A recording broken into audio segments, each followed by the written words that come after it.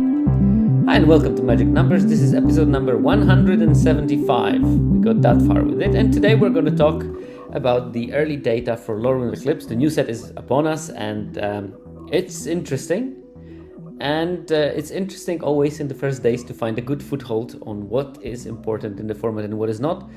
And you can get there in many ways. You can explore the format by playing many drafts, or you can go to 17Lands.com and look at the data and try to analyze it. And I'm choosing the second option.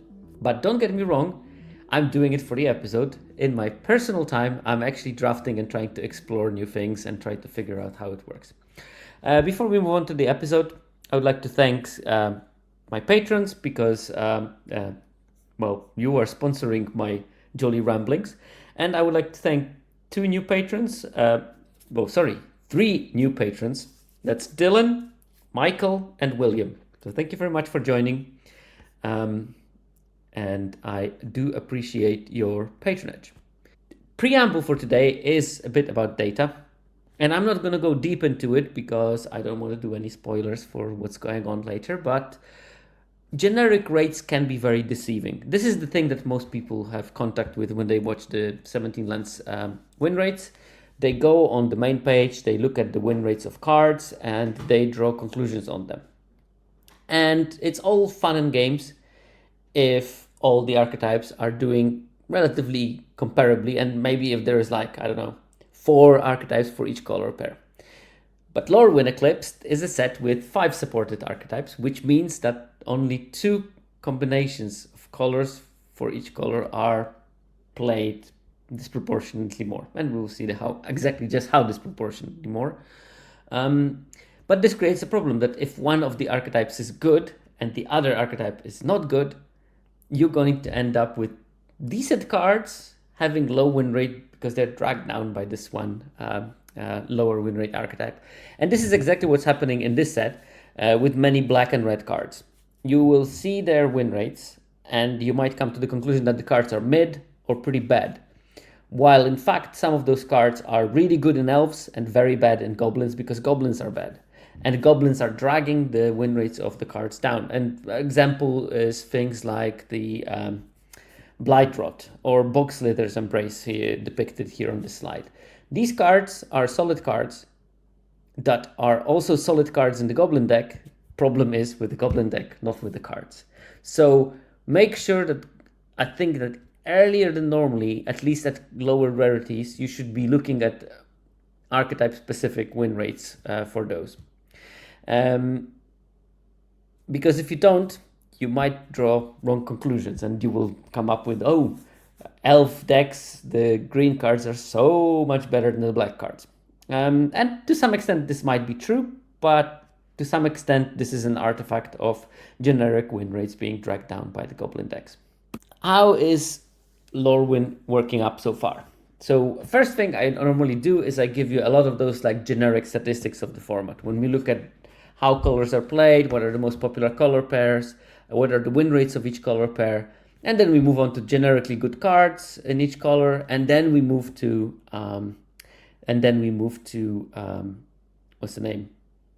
each color pair, and then we try to do a bit of analysis of those. So first things first, look at the color popularity rankings, and it's roughly even. Green is a bit overplayed. So if we have 5 colors, so we would expect 20% play rates for each of them on average. Technically 40, but I divide them by 2. You get the drift, because obviously decks are usually 2-colored. But in a perfectly balanced format, you would expect 20% according to this calculation, and white is exactly on this 20%. Most played color is green at 21.6, which is a lot, but it's not excessive or anything. Red is the least played at 18.1, and then blue and black are roughly around 20%, 20.6, 19.7. So 3 of the colors are roughly where they should be. Red is a bit underplayed, green is a bit overplayed. And part of it is because green is a part of 2 solid typal decks, the Kithkins and the Elves, and that's why it's being slightly overplayed.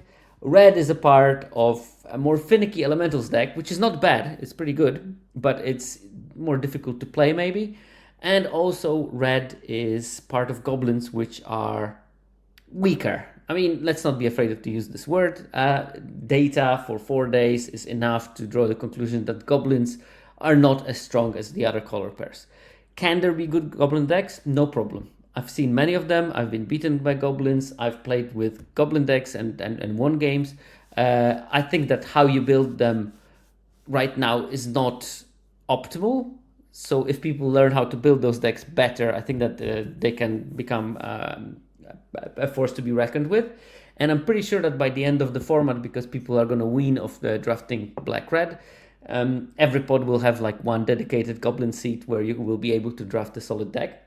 But that time is not yet, which means that right now goblins are winning much less than the rest of the supported color pairs. In terms of the power rankings, they sort of are along the lines that we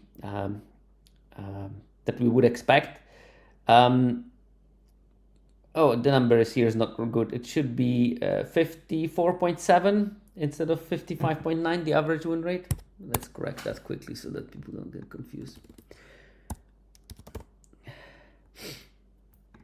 I moved the thing, but I didn't change the number. So the average win rate is 54.7, and I remember that because that's actually pretty low for what 17Lands users do. Previous set, as you can guess, was 55.9 at this stage. So people win less, which means it's I'm eternally out of Google storage space. Don't worry about it. I just delete things and move new things in. I still don't know what I'm using my Google space for, by the way. But anyway, this is beyond the point. So 1.2 percentage points lower win rate across 17Lands means that people are struggling just a bit. And today we're going to hopefully get into the bottom of it, maybe with a couple of pieces of advice of what to do in order to win a bit more than you do. But as I said, the win rates of each individual color are roughly correspondent with the popularity. So green has the highest win rate, 55.4. Red has the lowest, 53.5. And then white, blue, and black are somewhere in the middle, with white being 55, blue being 54.5, and black being 54.2. It's close enough not to worry too much. Red is a bit low, but again, this is probably in large part caused by the goblin decks and the fact that elementals are a trickier deck than elves that black is part of.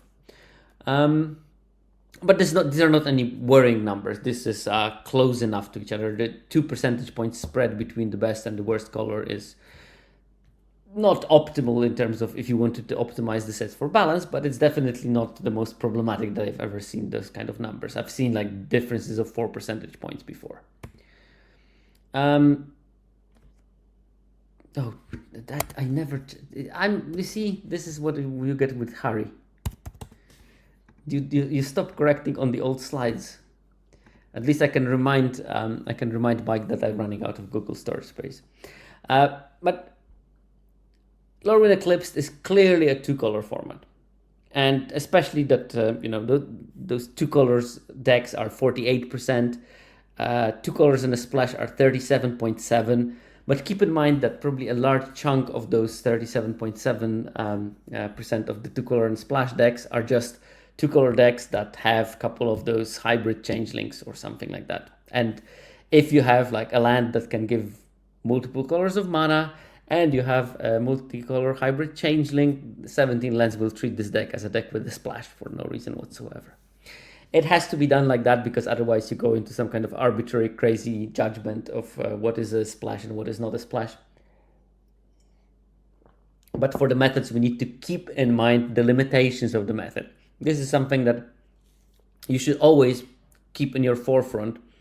Every method of examining anything, and that includes win rates in our silly children card game, every method has limitations.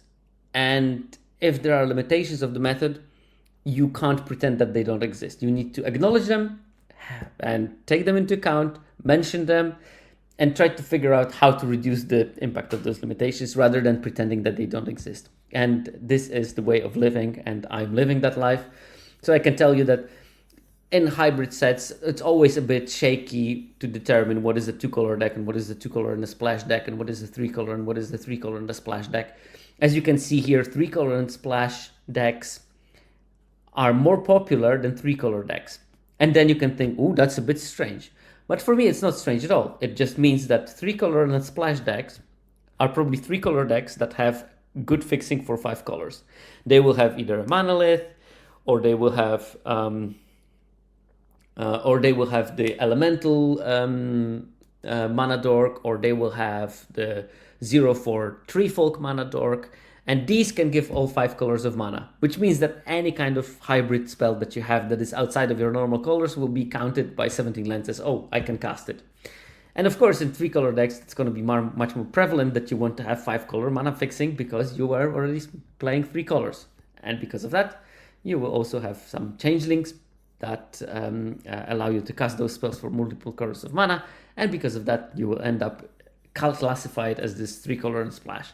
And we see the same kind of thing in 4 colors, where 4-color decks are 0.3%, which is not much, and 4 colors and a splash are 0.7%. Same reason, most likely. But 86% of the decks are just 2 colors or 2 colors and splash, and around 10% or 11% are 3-color and 3-color and splash. There's very few monocolor decks. Like in total, monocolor and monocolor plus a splash is 1.3% of the decks, which is very little. We've had those numbers being closer to 5% for some sets.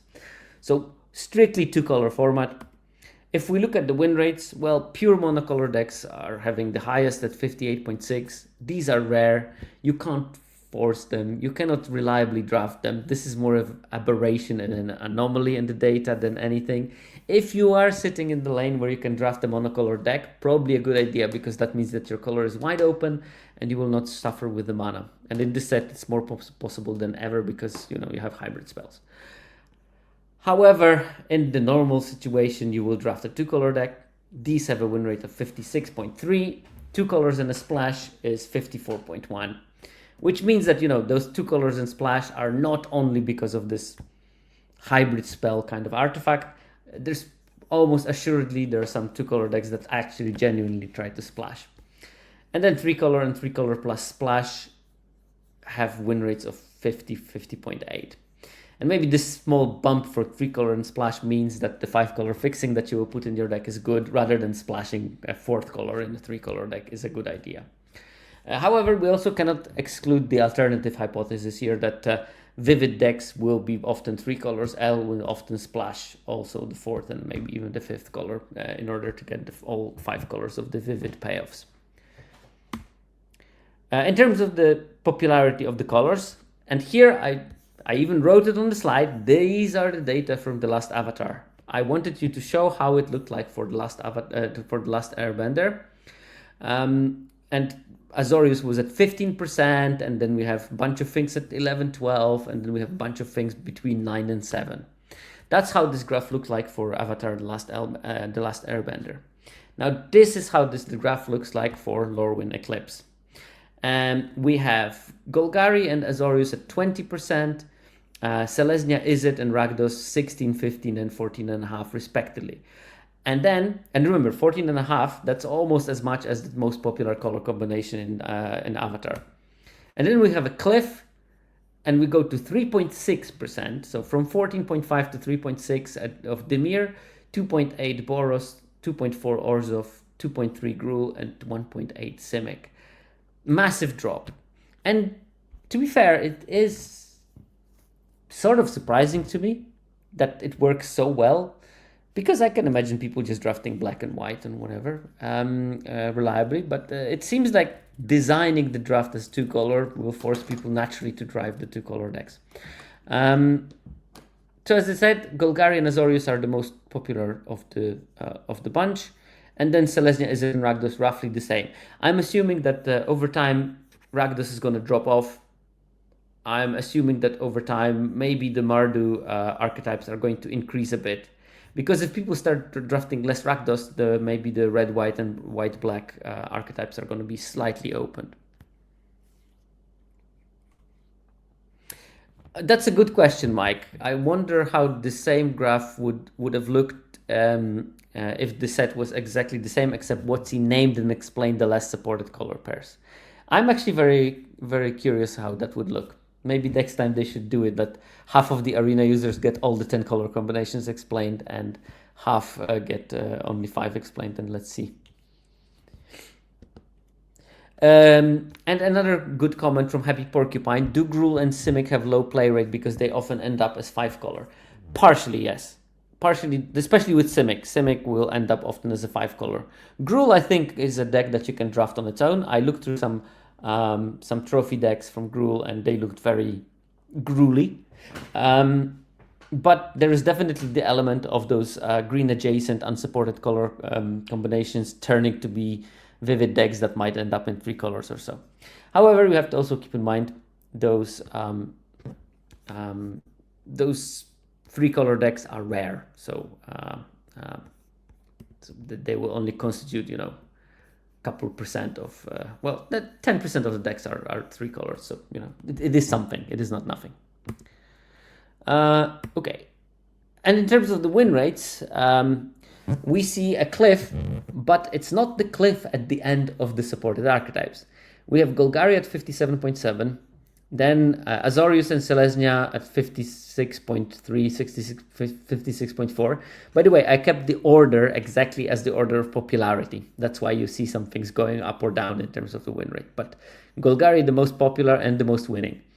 Azorius, the second most popular, but the third most winning. It's losing by the majestic 0.1 percentage point from Selesnya, which has 56.4. And then 56% for Izzet, which practically means that it's Golgari, small drop, and then Azorius, Selesnya, and Izzet in one big pile.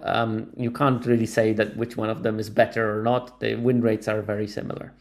And then we see a cliff, and that cliff goes down from 56 to 52.6 to Rakdos. 52.6, not a very good number for a allegedly supported archetype. And then Dimir at 50%, 50.1 to be specific. This is also very low. This is the lowest win rate archetype, even though it's the most played of the unsupported color pairs. And Boros 51.6, Orzhov 51, Gruul 53, and Simic 50.5.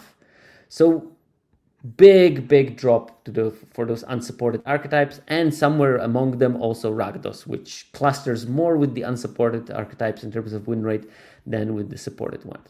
And 2-color decks have a 55.4 average win rate, which is higher than the generic win rate because, of course, the 3-color decks have a lower win rate and they lower the general pool from this 54.7 that is the average win rate for the whole format.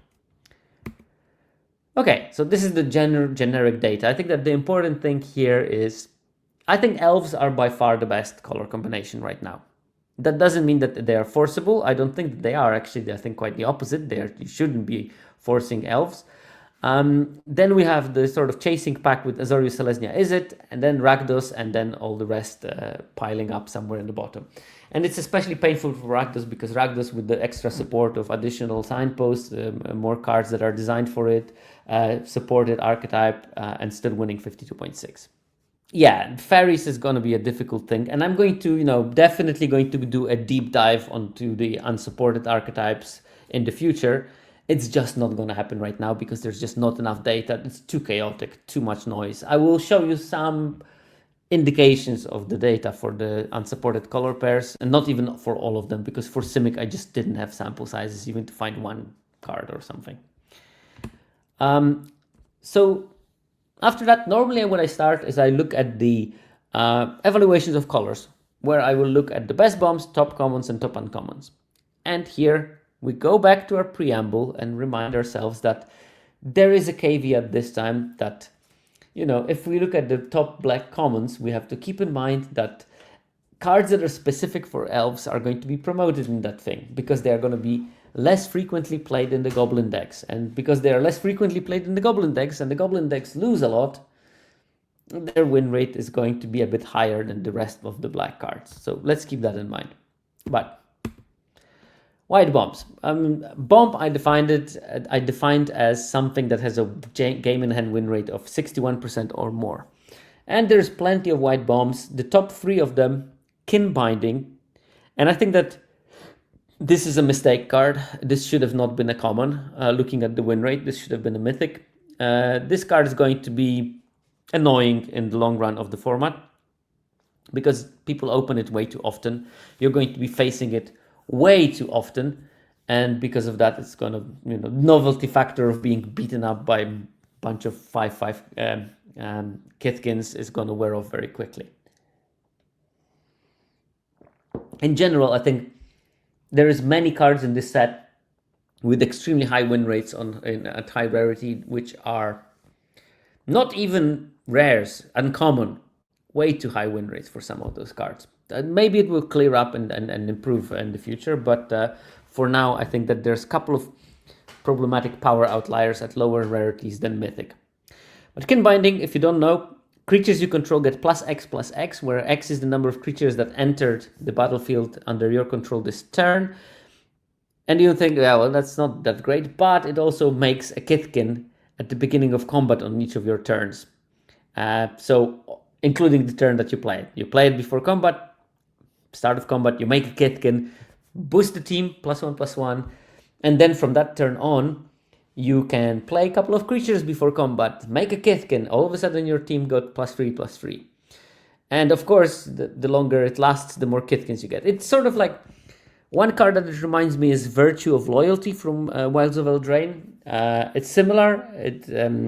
Instead of making a 2/2 as an additional cost, it makes a 1/1 every turn, and instead of pumping them turn after turn, it pumps them turn after turn, but not permanently. So slightly different, but similar in its principle, and Virtue of Loyalty was also pretty good in that draft format. Then we have Erdu, Carrier of Dawn, and the backside, which is Erdu something else. It's a 5-mana 5/5 flying lifelink. Creature spells you cast have Convoke, and you can flip it for 1 black at the beginning of your upkeep, and you flip it into a 5/5 flying lifelinker, and it has creatures you control have Persist, which means that if they die and didn't have a -1/-1 counter on them, then they come back with a -1 counter from the dead. And then of course, if they die with the +(-1/-1 counter, they will have a -1/-1 counter on them, so they die permanently. But it gives them a second life, basically. And then, obviously, the card is just like Baneslayer. It's very powerful. It will win some games when opponent doesn't have removal that just like take over. I had a game against Erdu where I was so far ahead and my opponent cast Erdu. It stopped me from attacking. Then they started swinging with it. All of a sudden, my opponent, I was at 20 at that time. Opponent was at 5. And all of a sudden, I was at 5 and my opponent was at 20. And then I drew a removal, killed it, and I basically reversed everything that was done. But have I not drawn that removal in the last possible turn, I would have lost that game from nowhere just because Erdu carried it out because I didn't have a hard removal in my hand. And this will be a pattern for many games that, just like, oh, the game was fun, and now I have a 5/5 flyer lifelink, and my creature die into copies of themselves or whatever. And the last bomb that we have is Ajani Outland Chaperone. 3 mana, Planeswalker, 3 loyalty. +1, you make a 1/1.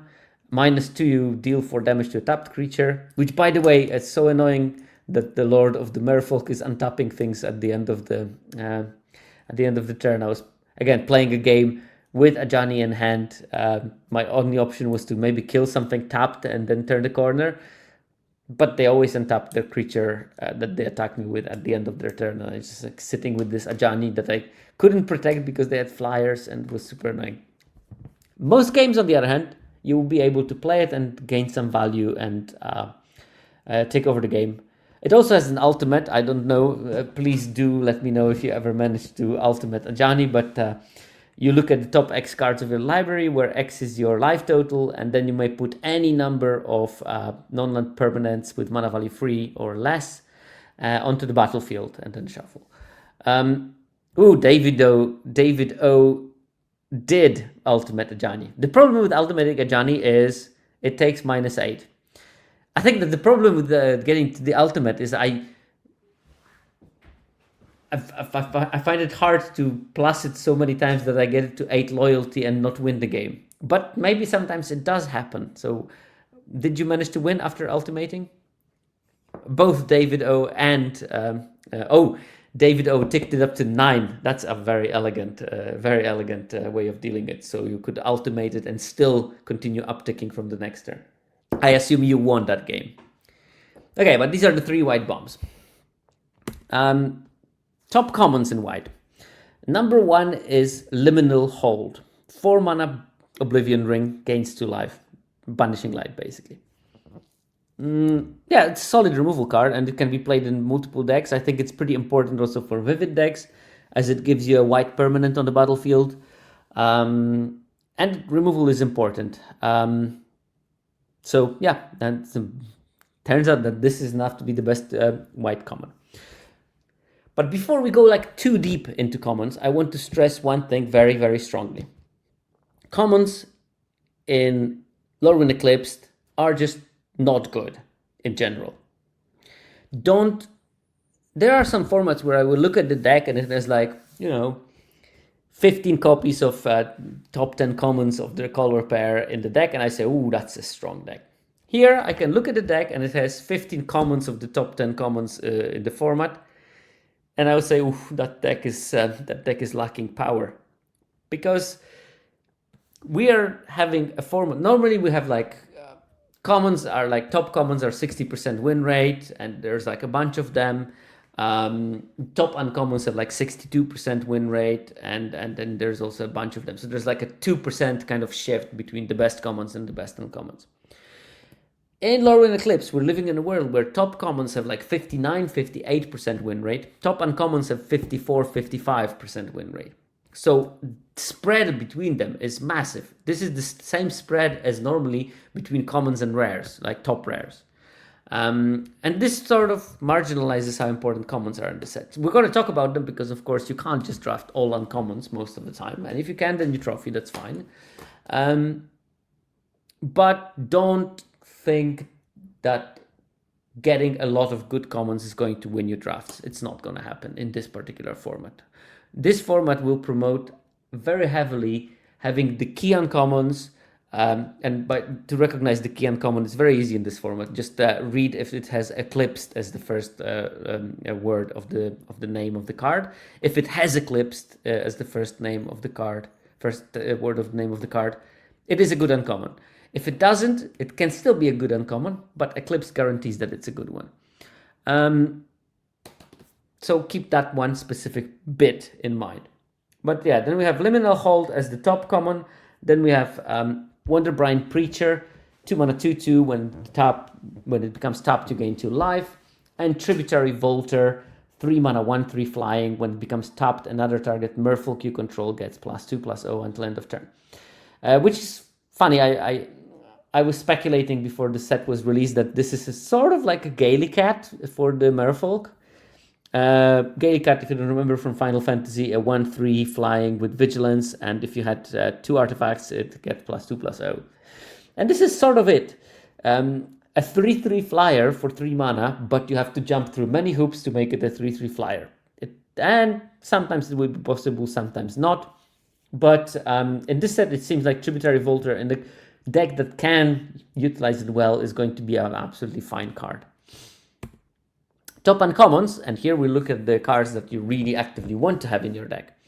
Wonderbrine Trapper, 1 mana, 2/1, 1 and a tap, plus tap another untapped creature you control, and you can tap a creature an opponent controls. So early in the game, it's a beater. Late in the game, it allows you to attack through your opponent's thing or defend you from something that you cannot block. Great card. Fantastic. It's like 1 drop that you are not unhappy to draw late in the game. With Merfolks, that tapping another untapped creature can actually give you extra value, but it's also going to be fine in Kitkin decks. That's like generically good card. GLP. I did not say that the uncommons are closer to rares. I said definitely that uncommons are way further from the commons than in the normal sets. The gap of the power level between top uncommons and top commons is huge. Now, of course, as a corollary of that, the uncommons are going to be closer to the rares, but I focused maybe on the difference between commons and uncommons rather than the difference between uncommons and rares. It's not the same thing conceptually, I think, because the gap is not only because the uncommons are better, but I think that the gap is also because commons are weaker. So it works for both sides. It has an impact on how it's working. Then Thoughtworth Imbuer, 4 mana, Kithkin Advisor, 05. Whenever a creature you control attacks alone, it gets +X until end of turn, where X is the number of Kithkin you control. And this is one thing that is another characteristic of this set. Normally you can build a deck with just a bunch of 2-drops and beat down and win the games. Because those 2-drops, you know, even with numbers, are going to be able to take over the game.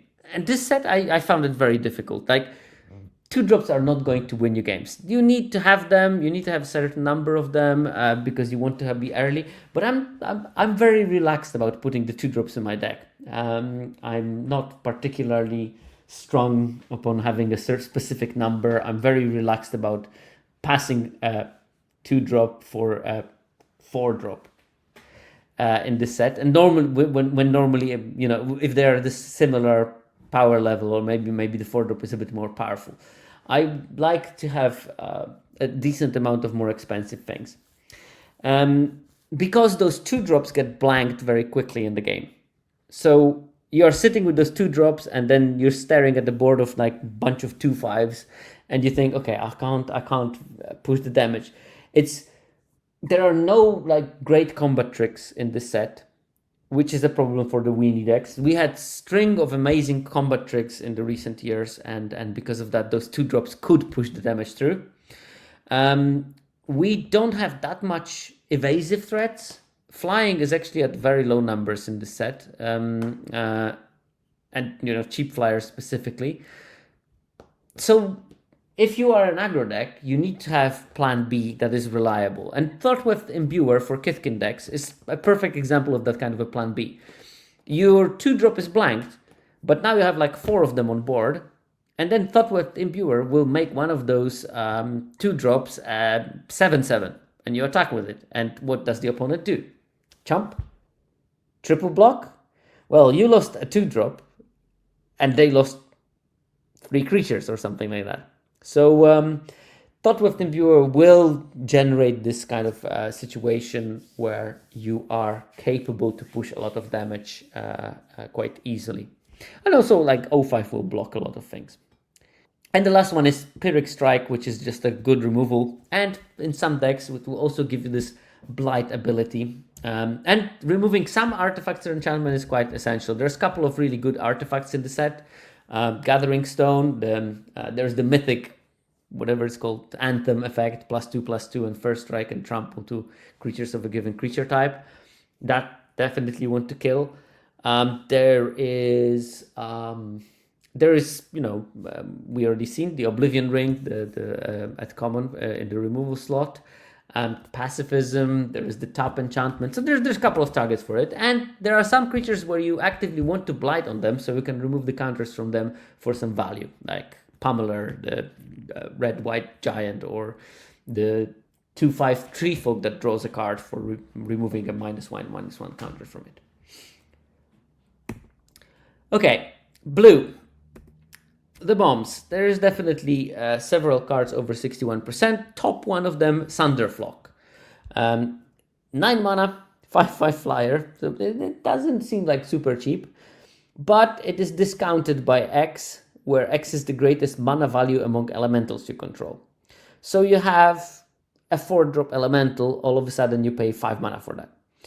And then when this creature enters, if you cast it, return all non-elemental creatures to their owner's hand.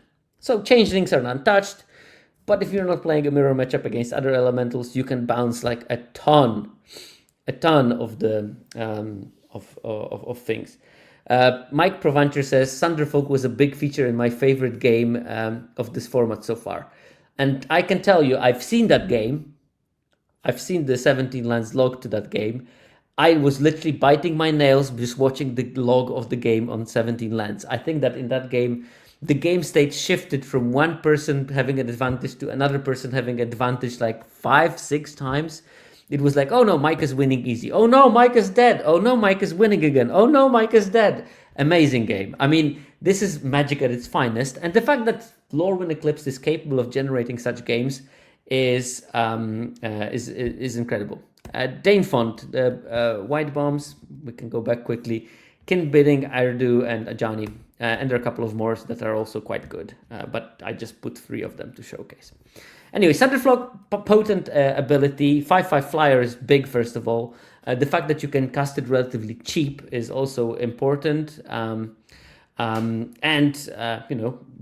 the non-elementals can open up a swing for you or swing the game in your direction so badly that you're going to win it. Plenty of opportunities there. Then Champions of the Shoal, 4 mana, 4/6. It's one of those champions creatures, so when they enter, you need to behold something. And when you behold something, you exile it, and then when this thing dies, you get this thing back. One problem is that if it gets countered, then you lose the thing that you behold it, and or if it gets pacified, then you also lost something. Still, Champions of the Shoal, one of the bombs, which means that the drawback is not really overcoming the pluses. And the pluses is that for 4 mana, you get a 4/6. And also, when it enters or it becomes tapped, you can tap up to 1 target creature and put a stun counter on it. And, with the Lord of Merfolk untapping things at the end of turn, you can have turns where you just I drop champions, I stun something, next turn I attack with it, I stun another thing, it untaps at the end of the turn, then I use my tapper to tap something, and I tap the champions to use the ability, I put a stun counter on something else, it just goes out of proportions very quickly. Very strong card. On rate is just huge also, which does help. And then we have Lochmere, 2 mana, 4/5. It comes with 3 -1/-1 counter, and then you can remove a counter from this creature and draw a card. Oh, do I have them somewhere there? Yeah, I got myself a couple. Look at the loveliness of this showcase thing on the Lochmere. The card is sweet. I had it in one of my decks. I comboed it with the 2 mana, 1/3 goblin that blights to Ramage. And I was blighting on Lochmere, removing the counter from Lochmere, drawing a card, and it was fun. And I won many games through that combination. I think that the signposts of the set are something else. They're so nice. Top commons in blue. Top common is Unexpected Assistance. 5 mana, draw 3, discard a card, but it has Convoke at instant speed. Instant speed Convoke, always good. With Merfolk, tapping also has additional options, like, for example, Silvergill Peddler, that is the third best blue common, which when it becomes tapped, you loot. So you can activate this loot ability without putting Silvergill Peddler into combat. One interesting thing is when you look at it, when you look at the top commons in white and the top commons in blue, both of them are Merfolk sort of centric cards. Because we have the Gravelgill Scoundrel, which is a 2 mana 1/3 with vigilance. When it attacks, you may tap another untapped creature you control. If you do, this creature can't be blocked this turn. And we get Silvergill Peddler, which makes me think that Merfolk is probably the closest to a deck that does exist to some level at common. But yeah, you still probably need good uncommons. So where would you find those good blue uncommons? Well, here they are. Top 3 blue uncommons. First one, Rhymekin Recluse, is an elemental. 3 mana, 3/2. When it enters, return up to 1 target creature to its owner hand. And it's an elemental, but you play it in any blue deck. Anything that is blue adjacent, you put as many of those as you physically can.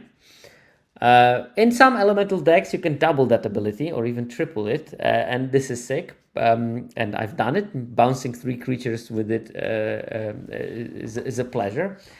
But in Merfolk, it will be also an excellent creature, so always play it. It's like one of the super powerful, generically strong cards in the set. Silvergill Mentor, on the other hand, is part of the mentor cycle of the creatures. There's 5 of them in each type. And then this one is a 2 mana 2/1. So Merfolk of the Coral, Coral Merfolk, is it? But in order to cast it, you either should behold a Merfolk, which means you can point at the Merfolk that's already on board, or reveal a Merfolk card from your hand, or pay 2. Hopefully you just behold, because you don't want to pay 4 mana for that. And when this creature enters, you can create a 1/1 white and blue Merfolk creature token. So it's a 2 mana 2/1 that makes a 1/1 in type that has Lord, which gives +1/+1 to everything. So got some sick curve-outs, and also in the type that wants to convoke. So yeah, many things that can go wrong. But this card is more Merfolk specific than Recluse, which can be good in any deck. And the last blue uncommon that was in the top uncommons list, Shine Striker, which I will forever think in my head that this is called Shin Striker. But no, it's a Shine Striker. 6 mana 3/3 flyer with Vivid. When this creature enters, draw cards equal to the number of colors among permanents you control. And I think that, it's fine when you do it for 2, but in most decks, because of those hybrid changelings in the set, you can do it quite easily for 3, and it's probably good already as a 6 mana 3/3 Muldrifter. But if you can get 3 or more, even better. And so yeah, I think that this card is generically strong. I think people pass it as it's a Vivid payoff, it's not for me. I think that this thing is just good in 2-color deck. Good enough, at least. Okay, black bombs, only 2 cards fulfill that criteria, but here we run into a problem like how many of those bombs have a lowered win rate by being in the Goblins deck. And Goblins existed, Goblins as an archetype existing lowers the win rate of each black card by roughly 1.2 percentage points. Keep that in mind. But still, 2 cards made it. 1, because it's an elf card, so probably it's played in Goblins less, and has, of course, an insanely high win rate on top of that. Gloom Ripper, 5 mana 4/4. When this creature enters, target creature you control gets +X/+O until end of turn, and one other target creature an opponent controls gets -O/-X until end of turn, where X is the number of elves you control, plus number of elf cards in your graveyard, which can be million. So that usually kills something and smashes you for a lot. Somehow, from my personal experience, frequently with Lifelink as well, just in case you had ideas that you can raise it. Very good card, very strong card, and very high win rate. And then we have one Goblin that actually was so good that made it to the bomb level. Taster of Wares, that's a 3 mana 3/2. When this creature enters, target opponent reveals X cards from their hand, where X is the number of goblins you control. You choose one of those cards, that player exiles it. If an instant or sorcery card is exiled this way, you may cast it for as long as you control this creature, and mana of any type can be spent to cast this spell. So probably when it's being cast on like turn 3-4, you will have like 3 goblins on board after it enters. Opponent maybe will have 4 cards in their hand.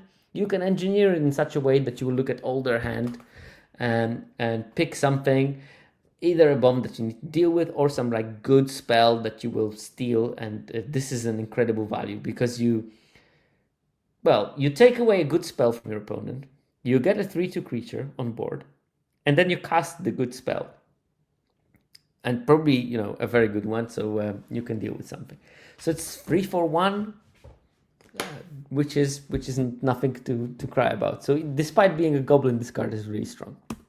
And I told you, the trap is that commons that are going to be in all color pairs in black are going to have this damage from being in goblin decks, which have a lower win rate. So as quite predictably, we see Dawnhand Eulogist, the cover card for this episode, on request from one of my people in my Discord, which, by the way, you can join that Discord. There's a description somewhere there in my Twitch and in my YouTube, if you like the content that you're seeing. But one of the people in Discord asked me specifically to put this card as the cover for the episode because they love the art, and I said, sure, why not? You're part of the community. Why wouldn't I listen to what my community wants? Especially that I don't have a horse in that race. There actually is a horse in that set. But I don't mind. I like that art, and it's also a very key card. It's a top black common, one of the better cards in the elf deck, which is the top deck in the archetype, and also maybe a card that when you look at it, you will think, how is that good? A 4 mana 3/3 with menace. For 4 mana, 3/3 menace, nothing special. We get that for 3. Then when this enters, mill 3 cards. Then if there is an elf card in your graveyard, each opponent loses 2 life and you gain 2 life. Drain 2 is a sneaky powerful mechanic, because Drain 2 allows you to change the dynamics of the game. From the moment where I probably shouldn't be attacking because my life total is too low and my opponent's life total is too high, we move into the position where, you know what, I probably should be attacking because my opponent's life is lower and mine is higher. I'm winning that race. Dawnhard Eulogist is going to do it, especially with the help of Menace, which makes it awkward to block. And as I said, there's not good combat trick in the set, but still there is some removal. You don't want to be willy-nilly blocking a 3/3 menacing creature in the risk of a blowout. And then the second best black common, Scarblade Scout. That's another elf, 2-drop, 2/2 lifelink, and when it enters, mill 2 cards. I think like 5 years ago, this card would have been absolutely broken and people would be scratching their head thinking, wow, how is that not an uncommon? And now we're living in a world where it's just fine. It's a good card. It's one of the best 2-drops at common in the whole set, but also nothing to shout about. If my deck, my elves deck, is full of Scarblade Scouts and nothing else, I'm not going to be a very happy person to have drafted the elves. And last, Blight Rot. 3 mana, put 4 -1/-1 counters on target creature. It's not a bad card.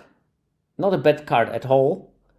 I think it's getting a bit of like a slack that is like mediocre, but actually it's pretty solid. I think that as time progresses, the numbers for this card getting better and better.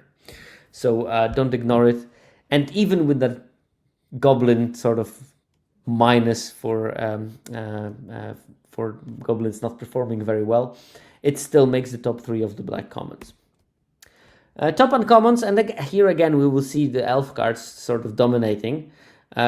Creekwood Safe Right, 2 mana 5/5, but it comes with 3 -1/-1 counters. At the beginning of your end step, if there is an elf card in your graveyard and this creature has a -1/-1 counter on it, remove a -1/-1 counter from this creature. So first of all, normally black has this kind of a creature for 3 mana. A 3 mana 2/2 that when something dies or whatever grows every turn. This one is a 2 mana version of it, and it has a cap even at growing, and all of a sudden it's a good uncommon, which means that that's 1 mana cost extra for all those silly things that, when a creature died this turn, put a +1/+1 counter on me, is a big difference between a card that I never want to have in my deck into a card that is actually decent. Iron Shield Elf is the next one. 2 mana 3/1, discard a card, this creature gains destructible until end of turn, tap it. We've seen that in white many times, and turns out it's also good in black, especially when it supports a typal synergy that actually wants to have elves in the graveyard sometimes. I actually did discard an elf to it once, because I wanted to have an elf card in my graveyard, even though the creature was not threatened by lethal damage or anything. And the last one, we have Mud Button Curse Tosser, black for 2/1. As an additional cost, you behold a goblin. It can't block, and when it dies, destroy target creature an opponent controls with power 2 or less. So an early beater for goblins that death trigger causes something. And keep in mind, normally death triggers are not amazing, but in a set with Blight, you can actually Blight onto the Mud Button Curse Tosser once it gets blanked in combat and kill something as a reward for that. Okay, that covers black. Red, the bombs we have 2. Soul Immolation, 3 red for sorcery. As an additional cost to cast the spell Blight X. X can't be greater than the greatest toughness among creatures you control. And Soul Immolation deals X damage to each opponent and each creature they control. So it's a one-sided effect, and it goes face on top of dealing damage to creatures. So Important thing to keep in mind with this, imagine that you have a 1/1 and a 4/4 on board. If you cast Soul Immolation, maximum you can cast it for is, choose the X for is 4. But that doesn't mean that you need to blight on the 4/4, you can blight on the 1/1 that you had. So Soul Immolation will kill your 1/1, deal 4 to the board of opponent and 4 into their face. And of course, this is a very good effect because it one-sidedly removes the board. Problem I think with that card partially is that goblins often have too small creatures for this to be good. So make sure that you have the deck that is right for the card. I played it in the Gruul deck and I had big creatures in it and it was great. How does Soul Immolation works if there's already -1/-1 counter on the creature? Well, then, X can't be greater than the greatest toughness, and toughness is not the one that is stated on the card, but the one that is physically there. So if you have a 3/7 with 2 -1/-1 counter, the maximum you can cast your Soul Immolation for will be 5. Spinerock Tyrant is the second bomb. That's a 5 mana also. 6/6 flyer with Wither. Doesn't matter. Don't bother your head with what that particular ability does. I guess it's a flavor word here. And then whenever you cast an instant or sorcery spell with a single target, you may copy it. If you do choose, those spells gain Wither, and you may choose new targets for the copy. Actually, the Wither on the spells might matter. It means that damage that those spells deal is not in the form of damage, but in the form of -1/-1 counters. So you can cast your Shock on a 3/3 and it will turn it permanently into a 1/1, which is nice. Okay, top commons, and here are some surprises, I guess. Kuldrat Zealot is the top red common. 6 mana, 6/5, Land Cycler. They finally built a Land Cycler that is amazing. And why? Because it has also 1 extra line of text. So it can, first of all, it can cycle for any basic. It needs red mana to do it, but it can cycle for any basic. But it also has, when this creature enters, exile the top card of your library until end of your turn, and end of your next turn, you may play that card. And we're casting this as a 6-drop, which means most likely next turn you untap and whatever you exiled, if it was a land, you can play a land. If it was a spell, you almost guaranteed that you will be able to play that spell. And this is basically 6 mana, 6/5, draw a card with some minor restriction. Second best red common, Flamekin Guildweaver, and this also might surprise some of you because it's a bit under the radar, but it's a very solid card. 4 mana, 4/3, trample, and when it enters, make a treasure. That's it. Elemental, sorcerer, that's it. It's still good. I mean, it ramps you to your bigger things in those mana greedy elementals / vivid decks. It's a good blocker. It's a decent attacker. So yeah, everything is right about this card. And the last one, Cinder Strike, red. As an additional cost to cast the spell, you may blight 1. And it deals 2 damage or 4 if you blighted 1. And sometimes blight 1 will be actually a benefit. I played it in decks with the Pummeler giant that can chuck things into the air by removing -1/-1 counters. And it's really nice to put an extra counter on that giant and then chuck something in the air and hit them for 5 with flying. As I said, evasion is very hard to come by in this set. Cinder Strike suffers a bit from being in Goblin decks a lot, while Zealot and Guildweaver are mainly in the Elementals decks, although Zealot is also, because of its land cycling ability, also goes into Vivid. Top red uncommons, and we have 3 2-drops. First one, Flame Brighter, 2 mana, 2/2, tap, add 2 mana in any combinations of colors, spend it only to cast elemental spells or activate elemental abilities. Yeah, I mean, mana drop that taps for 2 mana, always good. You can carve out this into a 5-drop, which is sick. And from then on, you can do other things. I think that the card is amazing. It is a bit delicate, it's always dice to removal, but if it doesn't, then you have such explosive stars that you're going to win the games. Second one, Explosive Prodigy. And here, I urge you, don't limit yourself to playing this card only in Vivid decks that want to have like multiple colors on board. It's fine enough to be a 2 mana 1/1 that deals 2 damage because it has the ability Vivid. When this creature enters, it deals X damage to target creature an opponent controls, where X is the number of colors among permanents you control. Great little creature, body irrelevant, but later on you can just blight onto it or chump block 5 damage or something, whatever. It's still good enough. And if you can kill a 2-drop, you're golden. And lastly, we have Seer, 2 mana instant, deal 4 damage to target creature or planeswalker, just very efficient removal. Nothing to say more. Green, the bombs that I selected for green, well, I didn't select anything. The bombs that had the highest win rate for green. Champions of the Perfect, that's another of the champion series. 4 mana, 6/6. As an additional cost to cast this spell, behold an elf and exile it. Whenever you cast a creature spell, draw a card. When this creature leaves the battlefield, return the exiled card to its owner hand. Also, I have a preferred card to put under Champions of the Perfect, and that's the Changeling Gravedigger. You can behold it from your hand as it is an elf, being Changeling and all. And then when they kill finally Champions of the Perfect and are happy that they killed Champions of the Perfect, you just cast the Gravedigger, rebuy it, and then behold again. And then you can also yet again behold the Gravedigger from the battlefield under the champions, so when they kill it next time, you can get it back and you create this sort of weird loop. It also works with the black champion, the champion of the weird, the goblin one. It's a great like mini combo there. Champions of the Weird, 4 mana 6/6. Whenever you cast a creature spell, draw a card. And then, of course, when it dies, you get back the creature that you beheld. Super good card, very big. And if you untap with it, you will probably draw 2-3 cards. Just amazing. Aurora Awakener, 7 mana for a 7/7 trample. And it has Vivid. When it enters, reveal cards from the top of your library until you reveal X permanents, where X is the number of colors among permanents you control. So you have this and I don't know, red and blue something.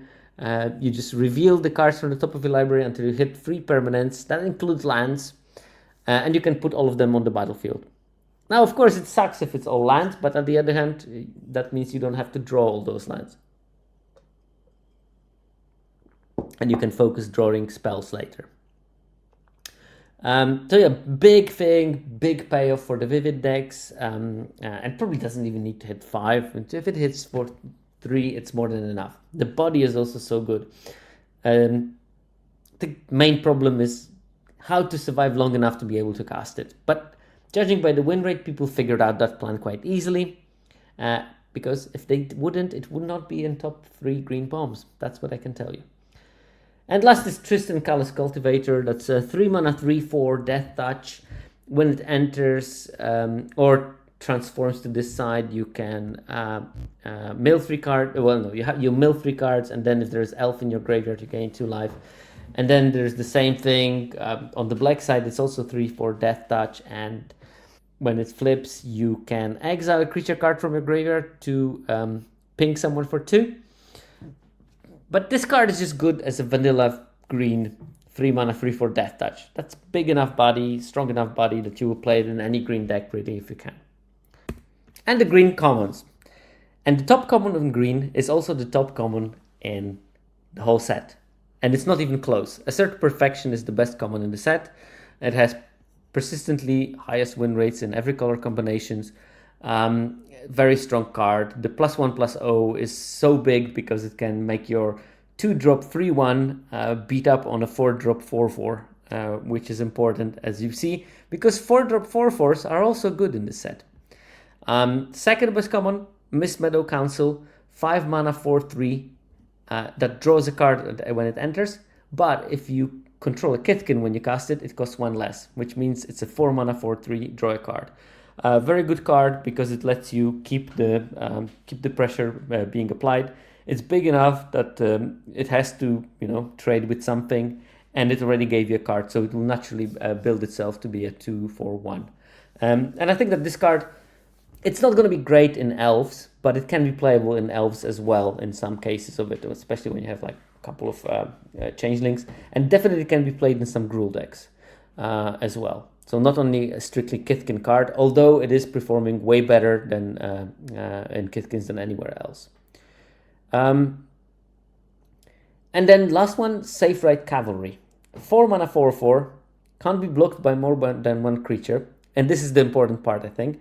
And for 5 mana, target elf you control gets +2/+2 until end of turn. Which means that often you play it on turn 4, turn 5 you attack with it, and then what? Do they block it with their 4/4? You just pump for 5 mana and you kill their 4/4. Do they just chump it? Fine, they just chumped it, no problem. Or do they let it in and they get hit by 4? So it's a very hard creature to deal with without removal. And that's what makes it powerful. And also don't forget, it can give the +2/+2 to target elf, which means it can find targets outside of itself. So yeah, and can do it on defense as well. Like a very powerful card.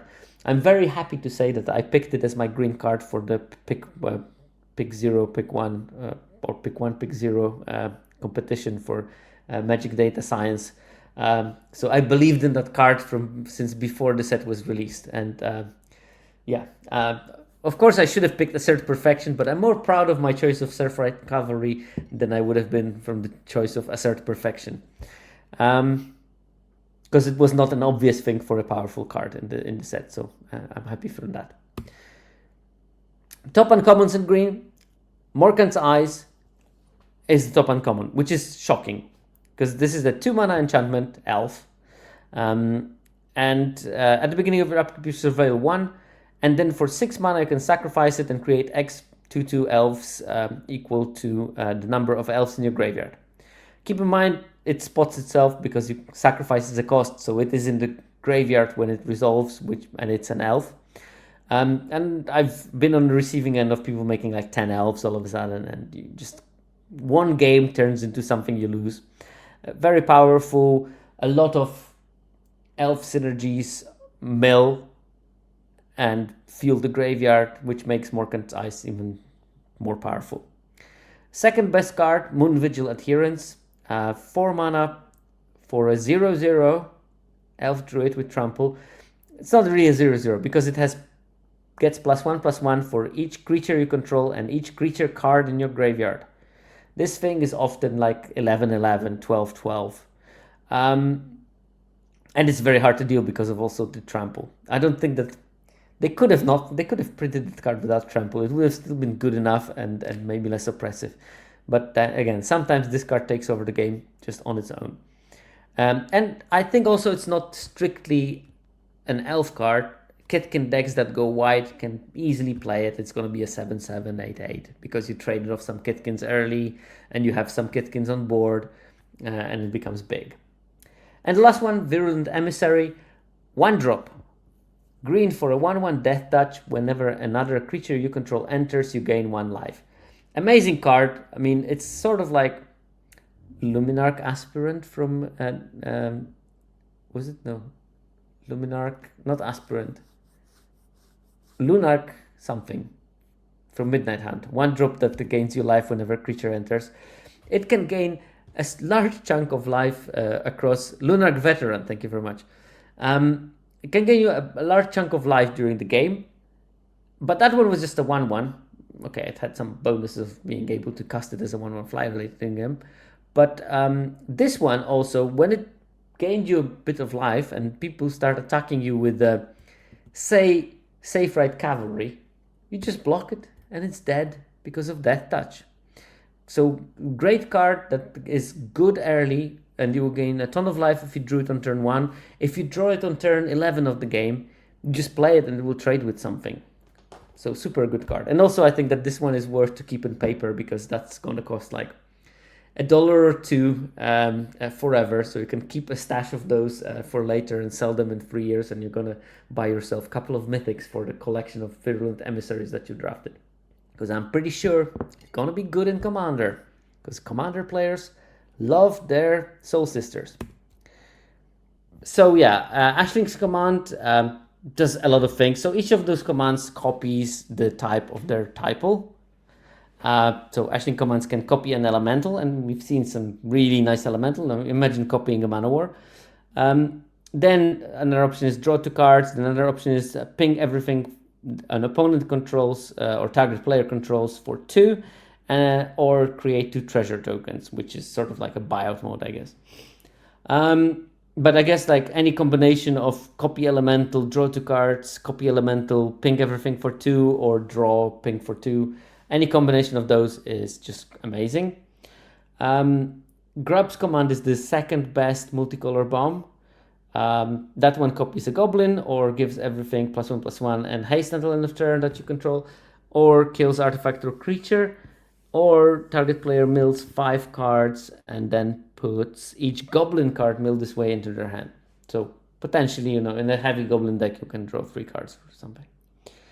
And then Tristan's command, the last one, 6 mana, choose 2, copy elf, return 2 permanent cards from your graveyard to your hand, destroy target creature or enchantment, or target player creatures target player controls get +3/+3 until end of turn, untap them. And especially, I see in the chat, Mike is writing that any command with a pennant is dollars, but particularly Tristan's command with the pennant, which is the artifact that you choose a type, in this case elf, and then for 2 tap, sacrifice the pennant, you can return target elf from your graveyard to your hand. And so happens that Tristan's command is an elf, which means you can cast Tristan's command, kill something, copy an elf, sacrifice pennant, return command to your hand, and then you can always choose the option return 1 or 2 target permanent cards from your graveyard to your hand, so you can return the pennant with it, and then recast the command pennant, get back the command, recast the command, and you can see where the cycle is going. I've been on the receiving end of this combo, and it was painful for me. Okay, we did the bombs. We can move to the multicolor commons. Yeah, there is a whole range of them, but I think that the important thing is that some of them are actual cards with abilities and with multiple lines of text, and some of them are just sort of French vanilla things. The French vanilla things are in the non-supported color combinations. The more complicated cards are in the supported color combinations. And the top multicolor common is Marrow Sky Swimmer, and that's an important card. It's good in multiple white or blue decks. 5 mana 2/2 with flying and vigilance. When this creature enters, make a 1/1 Merfolk creature token. And it has Convoke. That's very important. Tau Test, yes, there are cards that can return the commands from the graveyard to hand. For example, the Pennant that was mentioned earlier. That's capable of doing that. So yeah, Sky Swimmer, very good. It can beat up. There's not much evasion. There's not much reach. So it will connect quite frequently. And there are some Merfolk decks that will be really leaning heavily on the multiple Marrow Sky Swimmers to close up the games, maybe with some Lord or whatever. And the 1/1, of course, can block and make sure that you win the race. The second, and this one has 57.5% game and hand win rate, which is by far the best of those multicolor things. And then I'm not going to focus on all of them. I'm going to maybe highlight a couple of them, but Wary Farmer, 55.7, so 2% point hit compared to the Marrow Sky Swimmer. 3 mana, 3/3. At the beginning of your end step, if another creature entered the battlefield under your control this turn, survey 1. This is the thing that in mainly Kithkin decks, although it can be played maybe in some other versions if you are heavy on the white, because or heavy on the white or heavy on the green.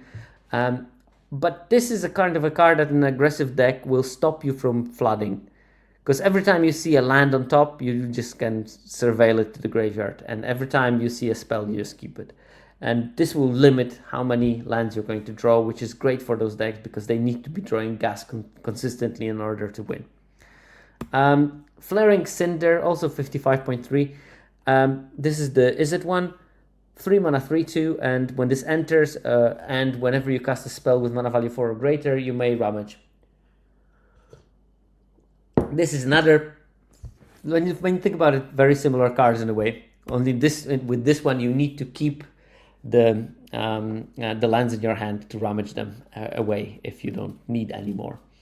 But I think that generally Izzet decks have a lot of ways of looting and rummaging, and because of that, you want to definitely work on your play patterns when you don't always play the land to the board, when you think that you will be able to rummage them at some stage. And then we have those French vanillas from the non-supported color pairs. I think Gangly Stompling is the best of them. 3 mana, 4/2 trample with Changeling. Particularly good when you can use it with Lord or double strike Giant Lord. That one is probably the best combination with Gangly Stompling because you end up with a 4/2 double strike Trampler. And that's a tough creature to deal with. Yeah, it's absolutely fine, that card. I played it in multiple decks. It's just the problem is that like in Elves, there's already many regular Elves that are 3 mana 4/2s. But I think it's still very playable in multiple decks. And this one is a bit of a disappointment. Stoic Grove Guide, 5 mana 5/4 elf, and you can exile it from your graveyard and make a 2/2 elf on board. The problem with that is that, first of all, the body is not very attractive, 5 mana 5/4.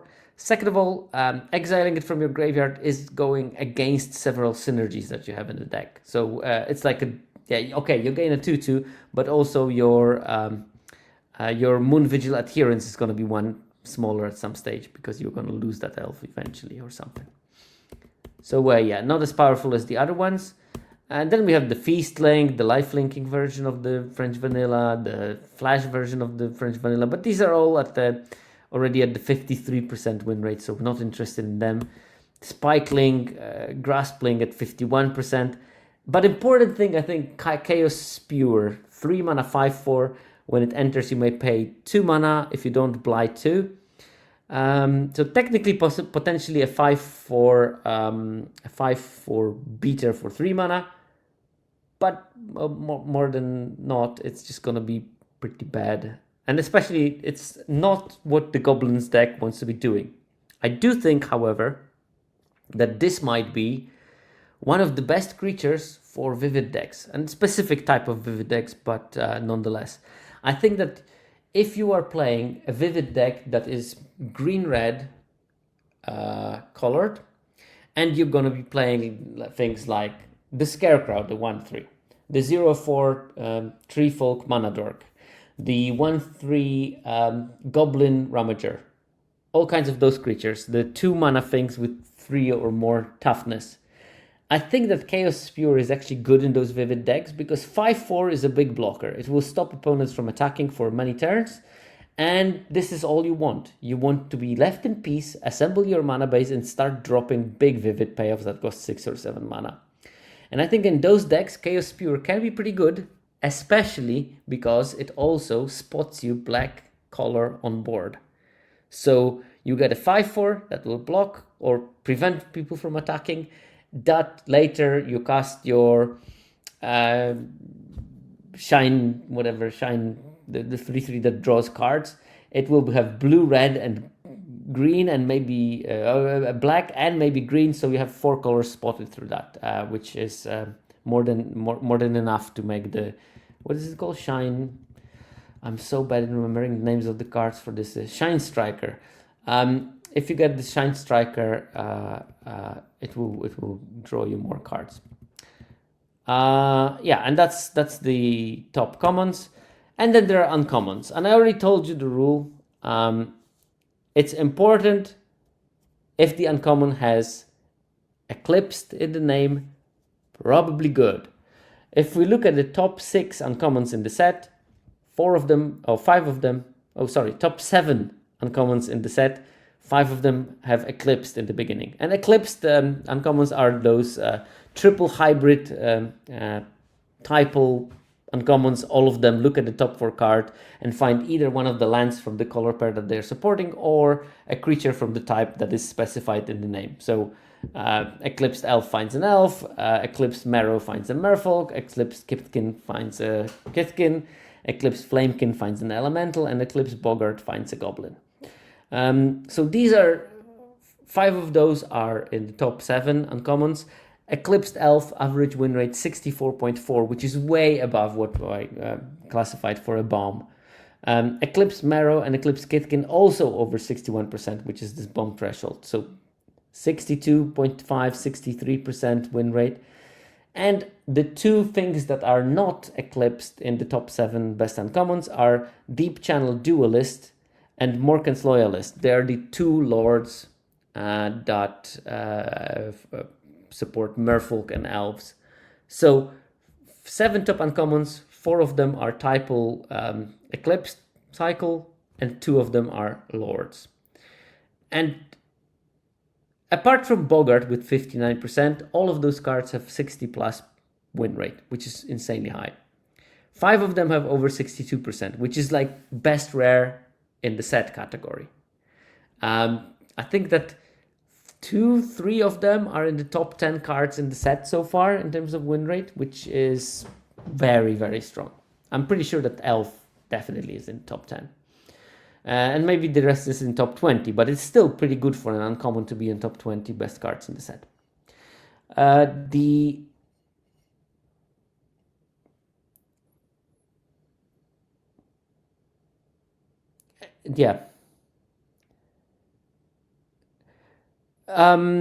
Does that show how important the mana fixing they provide is? I mean, not maybe fixing, but just drawing lands is important for many of those decks. Elves are very mana hungry. Merfolk can be very mana hungry. Kithkin maybe not. Kithkin you would prefer to hit a creature. But Elementals definitely want to hit lands because you want to start dropping your 6-drop 6/5. So yeah, I think that those numbers definitely, part of their charm is the fact that they are so likely to hit. If they were only hitting the Elementals, they will be very often vanilla, whatever stat line they show, vanilla 3-2, vanilla 2-3. The fact that they will almost always hit something, you have like 98%, 95% of hitting, which is good enough. This is something that is hard to overstate how important that is.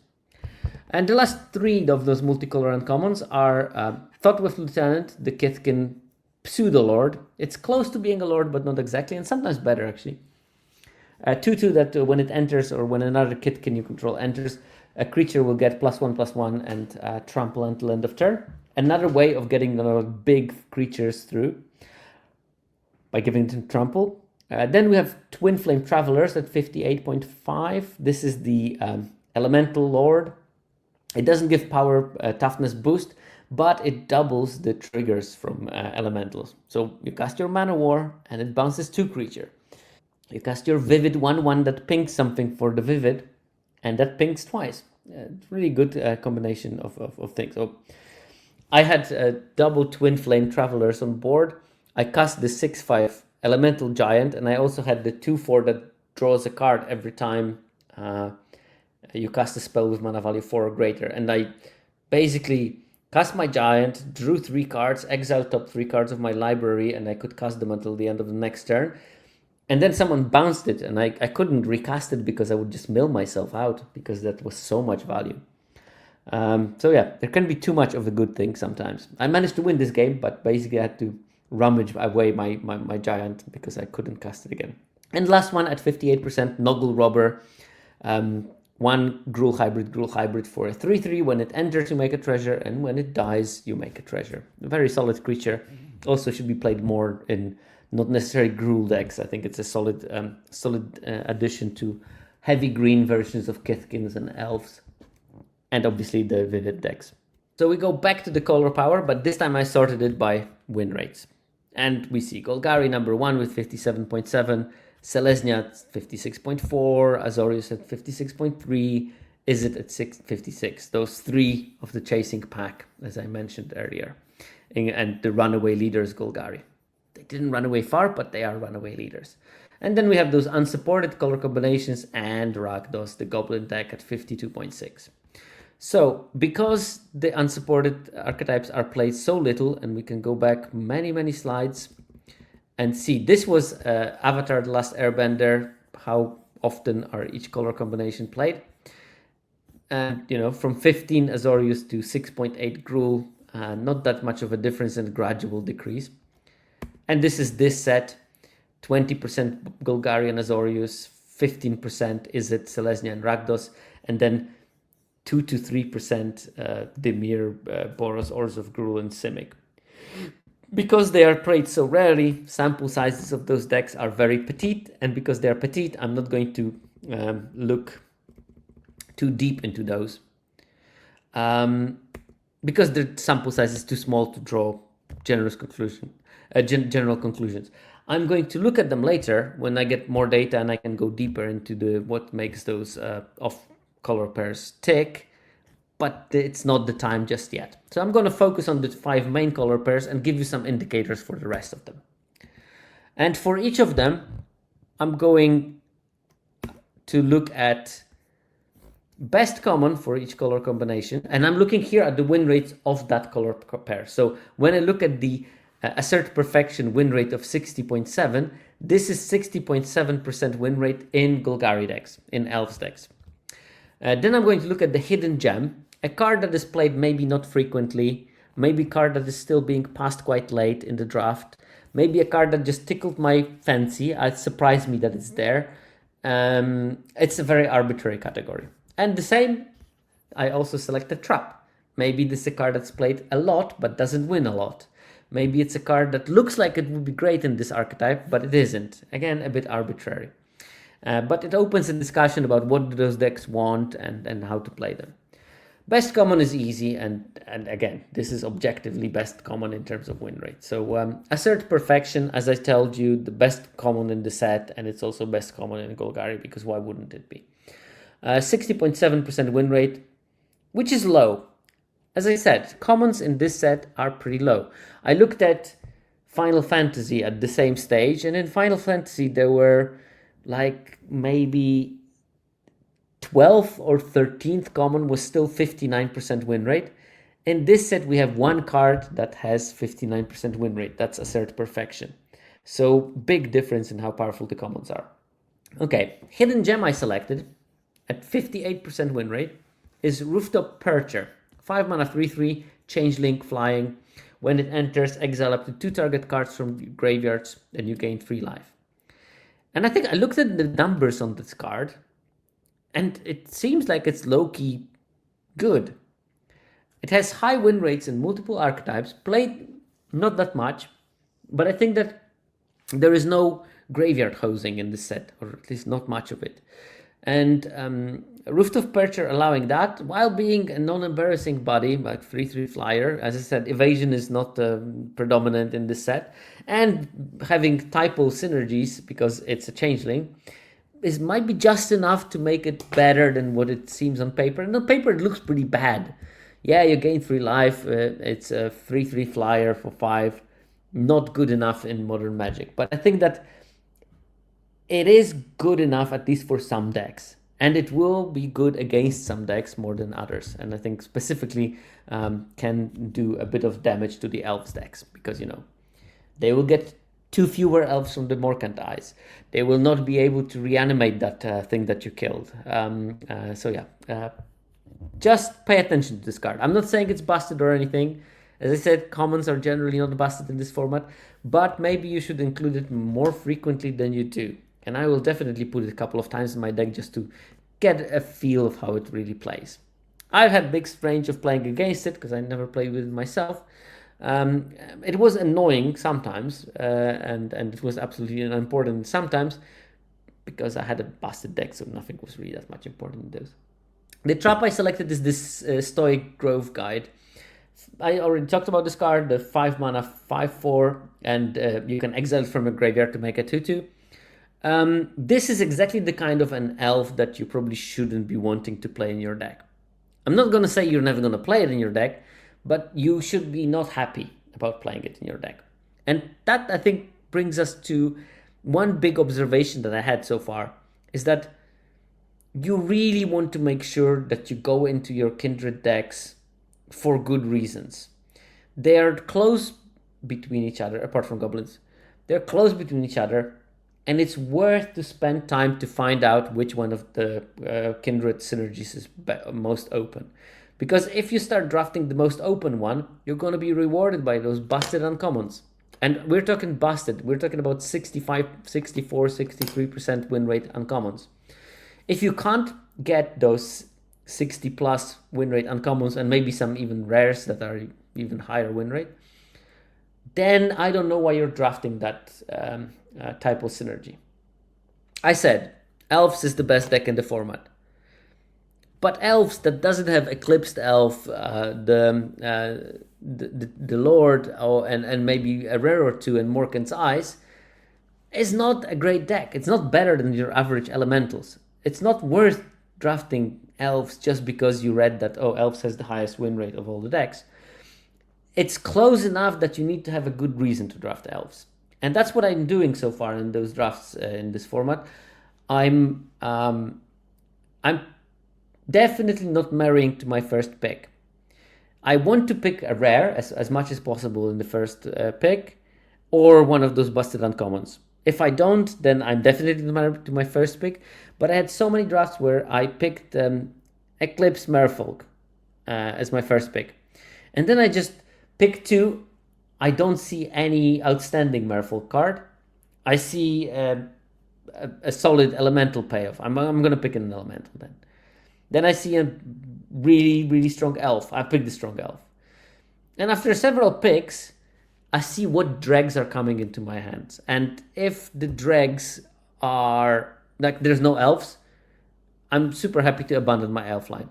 If the dregs are, there's absolutely zero Merfolk or cards that are good in the Merfolk deck, I'm going to dump this Eclipsed Miro into the bin faster than you can say Merfolk's rule.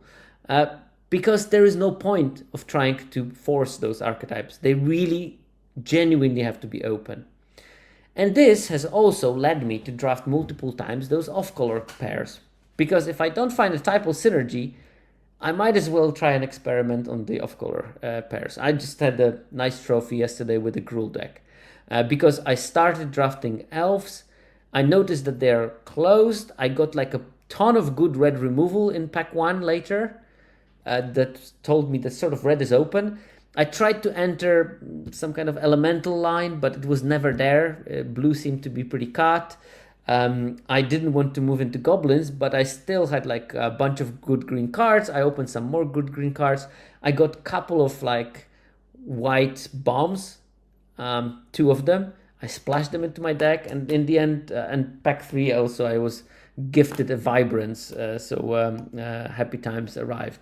And I played this Gruul deck, splashing like the white-red giant that can fling things and give them flying and lifelink, and Brigid, the flippable Kithkin thing. And then I just played Gruul with red removal, some giant synergies, and it was a fine deck. But because I didn't find the typo synergy, and I was not content on drafting a weak typo deck that will give me like a 2-3 or a 1-3 or maybe 3-3 if I'm lucky. And I think that this is the way to live the life of this format. Be very selective about when you commit to a color pair.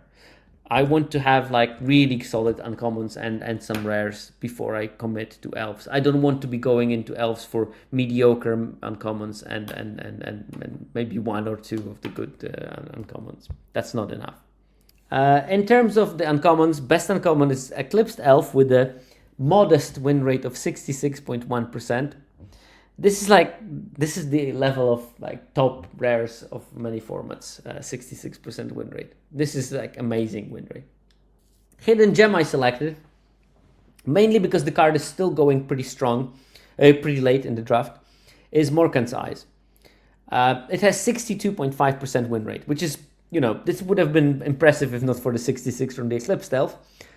It's still very strong though. Pick this card earlier. This is a reason to be an Elves, not a reward for being an Elves. This, if you get multiples of it, this is a plan in its own right. You can just mill, play Morkan's Eyes and make 20 Elves and just win through that. Trap I selected, Vinebred Brawler. 3 mana, 4/2, must be block available, and when it attacks, another target elf you control gains +2/+1 until end of turn. It has a solid win rate, 57.4. And I'm putting that in my deck almost always. I just want to draw your attention to the fact this is not as premium as you may think. This is just a fine filler and not like a great card. So that's why I put it on my trap list as a sort of like drawing attention to the fact that the card is not like super amazing. Selesnya. Top common, believe it or not, assert perfection. And it's going to be a common theme, 59.4, solid win rate for that card. Hidden gem I selected is Prideful Feastling, the 3 mana 2/3 lifelink changeling. It's way behind the assert perfection at 56.2, but it actually has decent numbers. And just to show you how decent those numbers are, I put it against Feisty Spikeling. Both of those cards are changeling, so they will fit the Kithkin synergies, no problem. But Feastling, the 2/3 lifelinker, has 56.2% win rate. Spikeling, the 2/1 first striker on your turn, changeling, has 51.3% win rate.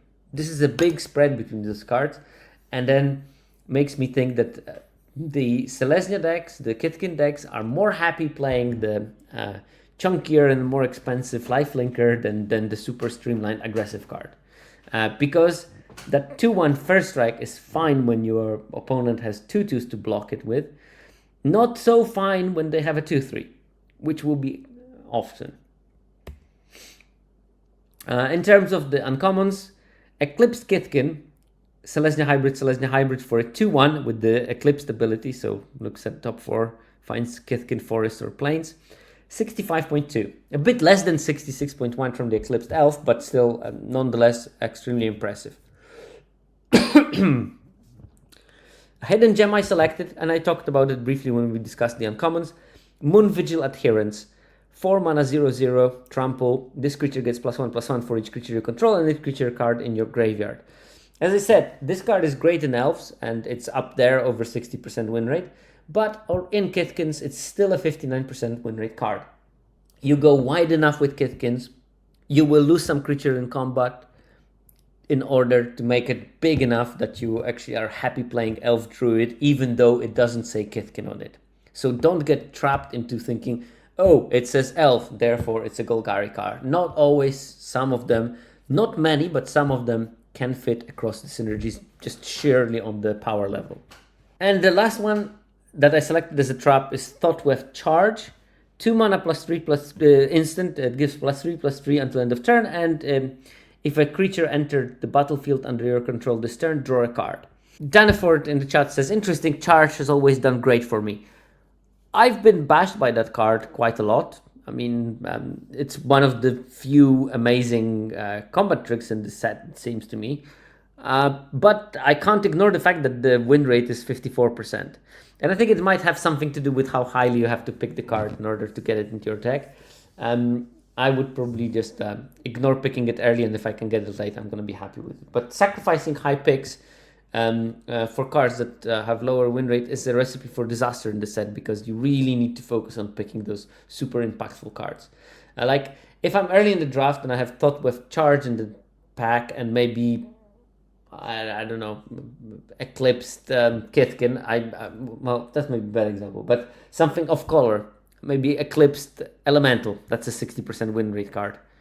I'm going to happily speculate on the Eclipsed Elemental rather than picking a Thoughtweft Charge, even though after, I don't know, if it's pack 1, pick 5, and I have like 3 Elf cards, even though I'm unlikely to pick those Elementals, I'd rather be ready to pivot into them. And in this format, because, you know, most formats you can have pivots because, oh, I'm green-red, but black was open, so I pivoted and now I'm red-black. In this format, it's very difficult because typal synergies are just in one color pair. So in this set, to pivot, you need to just speculate on powerful cards and observe if the lane is open. That's how you pivot. You pivot by abandoning what you did before. Because sometimes, if you find an open lane, abandoning what you did before is actually a good strategy, because you're going to get more than enough in the whatever picks are left in order to compensate for that, because you're moving into a color pair that is more open and therefore more power you will get into your deck, which is the most important aspects of the deck in the format, it seems to me. But that was charged, yeah. I mean, the fact that it was good against me a couple of times I played, and the fact that Daneford had success with it doesn't really change the fact that for majority of the players it's a 54% card. And compared to 59% of Moon Vigil adherence, that's not good enough. Okay, Merfolk. Top common is the Merrow Sky Swimmer. The 2/2 Vigilance makes a 1/1 Convoke flying thing. 58.9, which is solid. Hidden Gem I selected. I selected this as a gem because it's played at a very low rate. And I don't know, I mean, there's literally a Merfolk on the art of that card, so people should know that it was made for a Merfolk and should be good in there. It's Riverguard Reflexes. 2 mana for a combat trick. Target creature gets +2/+2 and first strike until end of turn, and you untap it. 56.2 is not like amazing win rate, but it's solid. It's fine. So you should consider putting it in your deck, better than probably most of the filler things. And definitely better than the Wonderwine Distractor. 4 mana 4/3, whenever it becomes tapped, target creature an opponent controls gets +3/+0 until end of turn. I think the problem with this card is that it just doesn't do what you want to be doing with Merfolk in the format. Combine it with not enough of those instant speed things that can tap your creature at will. And it just doesn't work. And the win rate is like 52.7. Maybe it will improve over the time of the format, but for now I put it on the trap list. Just to clarify, if something it's a trap, I don't say that you should never play it. I'm just saying that you should carefully think about why you're playing it in your deck and reconsider and maybe shift it slightly down in your pick orders rather than completely, removing them from cards I want to be picking. Uncommons in Merfolk. Best uncommon is the Deep Channel Duelist, the Lord. White-blue for a 2/2. At the beginning of your end step, untap target Merfolk you control. Other Merfolks you control get +1/+1. 64.3, so, in the insane range of win rates. Very powerful card. Also shows me that Merfolk is the color where the Signpost has a higher win rate than the Eclipsed card. And this, to me, is an important piece of information. I think that Merfolk's main problem is the small sizing of the creatures in the Merfolk decks. And that's why Duelist is so important. Elves have better statted creatures. Surely. They are in green. Green always has better rate for creature sizing because that's the strength of green. That's the part of the color pie. Merfolk are on the smaller size, but then a 1/3 with this minor ability is maybe not good, but if you make it a 2/4, well, that all of a sudden becomes a very interesting proposition for me.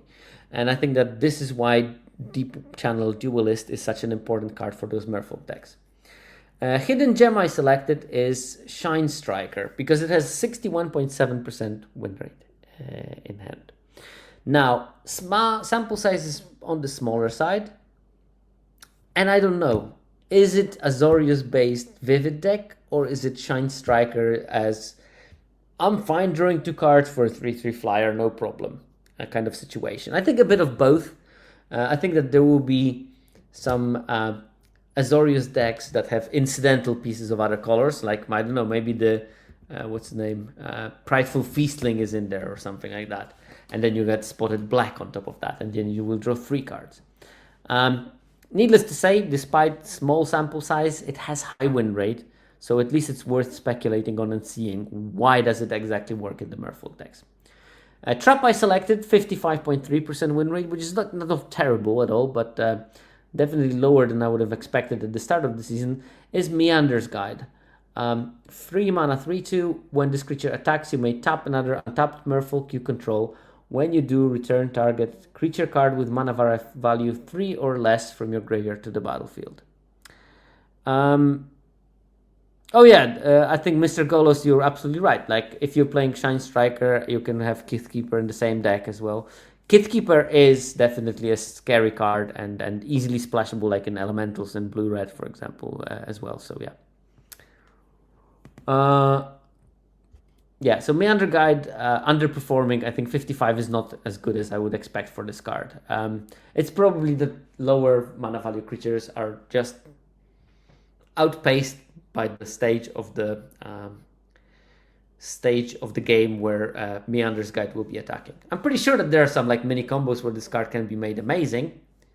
Give it flying or something, or be able to remove it from the combat after the ability resolves or something like that. All those kinds of things could be in its favor, but I think you just cannot put this card in your deck willy-nilly. You have to think hard about where are the best spots for it.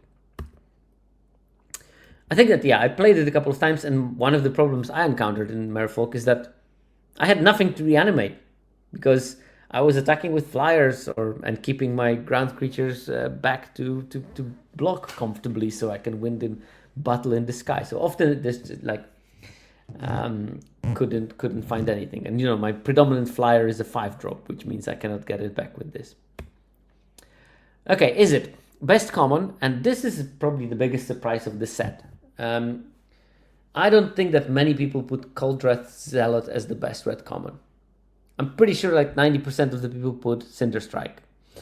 And I think that Cinder Strike has been done dirty because I think probably it's not there in the top common consideration because of Goblin deck's low win rate. Coldwrath Zealot will be predominantly put in Elementals, which is a good archetype. It's a 56% win rate archetype. And that's a small bonus for its win rate. Still, well, we have to not ignore the fact that this is a good card in all the decks that it's in. It's a 6-drop, 6/5, exile the top card of your library, and you can play it until the end of your next turn. That's your enter the battlefield effect. And it also has basic land cycling for 2 mana, one of them being red. So, you know, if you're choked on mana early, you can just cycle it, get yourself a land, whatever color you want. And then late in the game is just a big creature that draws you a card. Hidden Gem I selected, not so hidden anymore, I think. People are talking about it already. But Flamekin Guildweaver, 4 mana, 4/3 trample, enters, make a treasure, 58% win rate in Elementals deck. Trap I selected is because it's played a lot in the decks. People would probably put it as their 23rd playable. And maybe it is a 23rd playable, but the game at hand win rate 53.4 is not impressive at all. And a Rage Framecaster is the 3-drop, 3/2, it has reach, and when you cast a spell with mana value 4 or greater, it pings each opponent for 2. Not fast clock enough, the body is not particularly relevant. It's a 3-drop that cannot block a 2-drop. They can attack their 2/2 into your 3/2 no problem, and you'll be 1 mana down on that exchange. In terms of uncommons, best uncommon 63.1, Ramekin Recluse. The Mana War, not really much thought there, it's just a very strong card.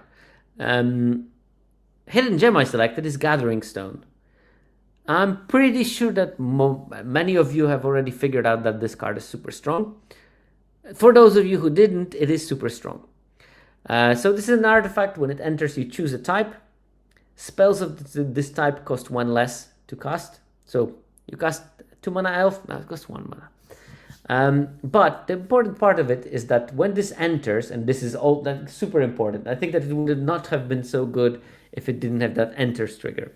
So when it enters, and at the beginning of each of your upkeeps, look at the top card of your library. And then if it's the chosen type, you can put it in your hand. And if it's not of your chosen type, you decide. You want to put it in the graveyard, put it in the graveyard. You want to draw it, keep it on top. And this card has 62.4% win rate in Izzet. But it also has high win rate in other archetypes. It's just generically strong artifact that will draw you a ton of cards. And even if it doesn't draw you a card, it will often, if I have a land on top, I'm just going to surveil it and draw something else. If there's something I want, I'm just going to keep it on top and draw it. So that selection, plus an ability to, sometimes as much as 40% of the time drawing you a card straight. So in 5 turn cycles, you're going to draw 2 cards from it. And, maybe more because... But no, it should be around 2. So yeah, strong card, and it's not only good in elementals. I put it as a hidden gem in Izzet, But it also had good numbers in elves, good numbers in Kithkins, good numbers in Merfolk. So it's just a generically good card that can support any typo synergy.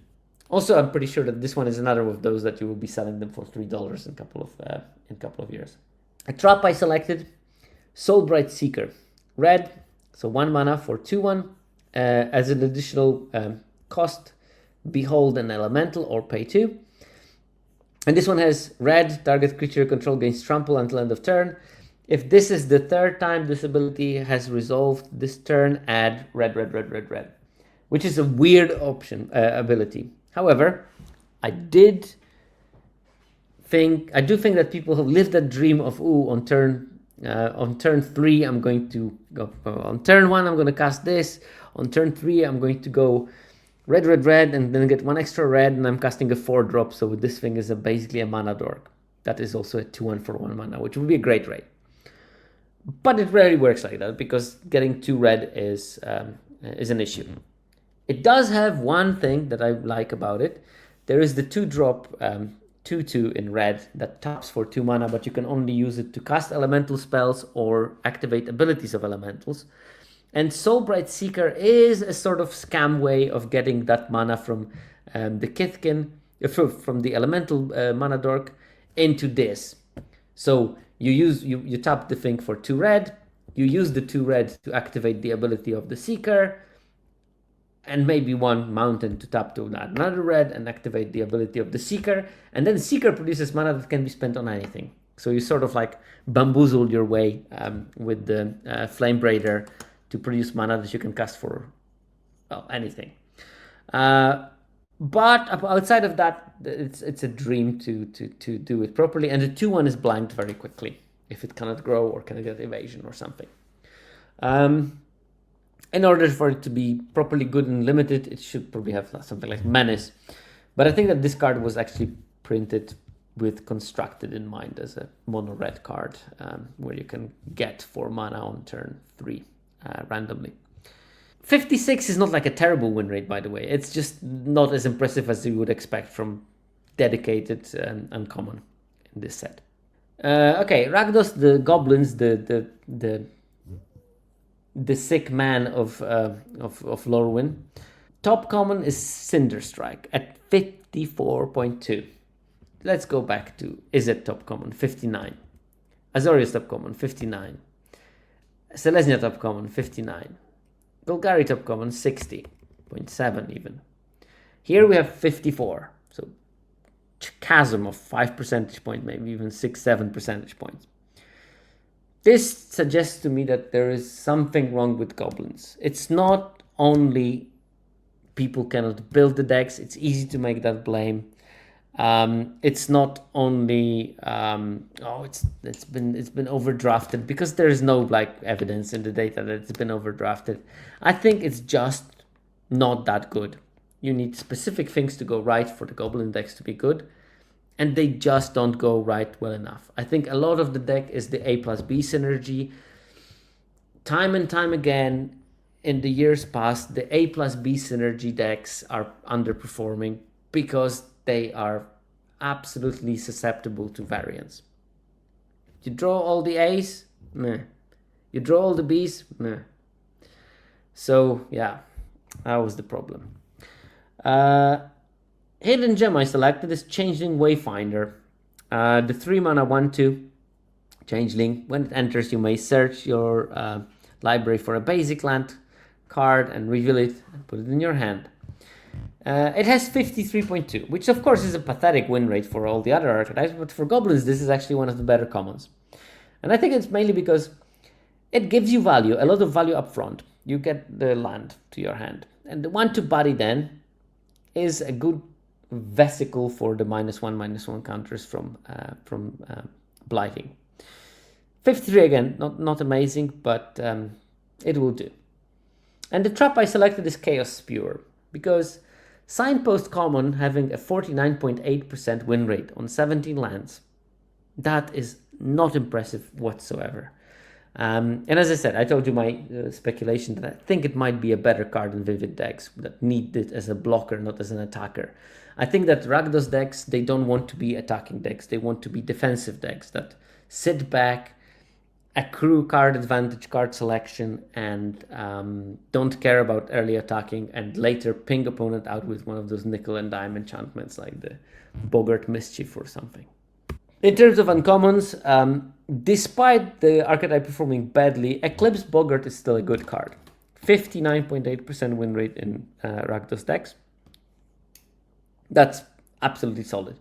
Probably one of the reasons to play it. However, I don't think that it's a reason enough to play it. I think that you need more. You need to get also some sort of broken rare. Maybe the 3/2